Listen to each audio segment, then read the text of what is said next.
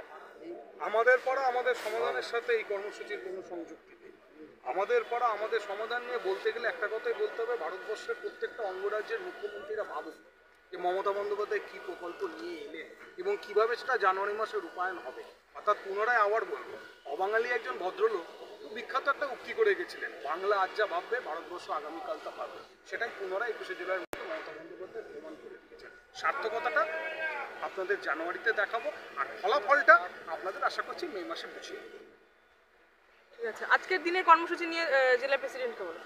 আজকের কর্মসূচি আমাদের এটা আমরা প্রচার তুলে ধরছি, যেভাবে সচেতনতার উদ্দেশ্যে, যেভাবে ভিন রাজ্যে বিশেষ করে বিজেপি শাসিত রাজ্যগুলিতে বাংলা ভাষাভাষী মানুষের উপরে অকথ্য অত্যাচার চলছে, জুলুম চলছে, তাদেরকে বিতাড়িত করে দেওয়া হচ্ছে, নির্মম অত্যাচার চলছে, তার বিরুদ্ধে প্রথমেই সোচ্চার হয়েছেন প্রতিবাদে নেত্রী মমতা বন্দ্যোপাধ্যায়। তারই সাথে আমরা সংগতি রেখে আমাদের সাংগঠনিক জেলার তরফ থেকে আমরা আমাদের কর্মসূচি নিয়েছি। গাম স্টিকারিং করে আমরা ট্রেনের কম্পার্টমেন্টে দিচ্ছি, যেহেতু ট্রেন বিভিন্ন জায়গায় যাবে, প্রচুর যাত্রী এখানে উঠবে, সেই তারা জানতে পারবে, সচেতনতা বাড়বে। প্রত্যেক বাঙালিদের কাছে আমাদের আবেদন, আসন গর্জে উঠুন, বাঙালির বাঙালি সে গর্বের দিন ফিরে আনুন। বাঙালিদের ওপরে যে জুলুম চলছে ডাবল ইঞ্জিনের সরকার বিজেপি শাসিত রাজ্যে, তার আমাদের প্রচারের হাতিয়ার হিসেবে এই কর্মসূচি আমরা গ্রহণ করেছি।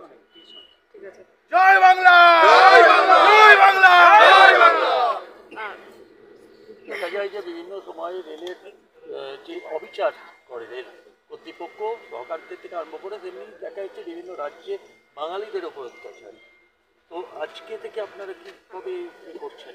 আজকে দিনের কথা বলে যারা বা আজকে ভারতবর্ষে ক্ষমতায় এসেছে সেই বিজেপি শাসিত রাজ্য শুধু হকার নয়, আর বাংলার পরিযায়ী শ্রমিকদের ওপর যে সংগঠিত আক্রমণ, তার বিরুদ্ধে জননেত্রীর নির্দেশে সারা বাংলা জুড়ে আন্দোলন শুরু হয়েছে। এই ভাষা আন্দোলনকে এগিয়ে নিয়ে যেতে হবে। শান্তিপুর স্টেশনে জেলা তৃণমূল কংগ্রেসের উদ্যোগে আমরা আজ থেকে প্রচার শুরু করলাম। যদি এখানেও কোনো বিচার না পাওয়া যায় তাহলে আগামী দিনের কর্মসূচি কি হতে পারে? 2026-এ বাংলার মানুষ বুঝিয়ে দেবে। এই আন্দোলন আমরা 26 সাল পর্যন্ত নিয়ে যাব। Thank you.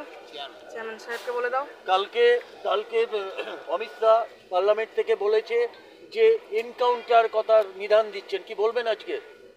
মাননীয় মুখ্যমন্ত্রী বাংলা এবং বাংলার পরিযায়ী শ্রমিক থেকে আরম্ভ করে যেসব ডবল ইঞ্জিন সরকার, যেখানে আজকে তাদের মনোভাব, আজকে কেন্দ্রীয় সরকারের কি মনোভাব আজকে তিনি অমিত শাহকে বুঝিয়ে দিয়েছেন।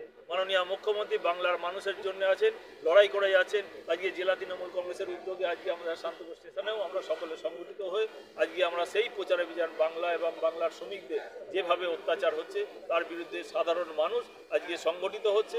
আজকে 2026-এর যে নির্বাচন, সেই নির্বাচনে বুঝিয়ে দেবেন ভারতীয় জনতা পার্টির যে ষড়যন্ত্র এবং চক্রান্ত করছে বাংলা এবং বাঙালিদের ওপর, তার কিন্তু যোগ্য জবাব তারা 2026-এর নির্বাচনে পাবেন।